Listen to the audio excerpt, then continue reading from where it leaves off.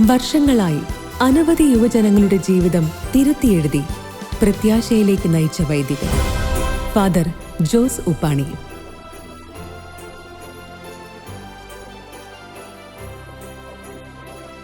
യുവജനങ്ങളെ ക്രിസ്തുവിലേക്ക് അടുപ്പിച്ച അനുഭവങ്ങൾ, തകർന്ന മനസ്സുകളെ ചേർത്തുപിടിച്ച സുവിശേഷ നിമിഷങ്ങൾ, പ്രേക്ഷിത ജീവിതത്തിന്റെ പോരാട്ടങ്ങളും സാക്ഷ്യങ്ങളും.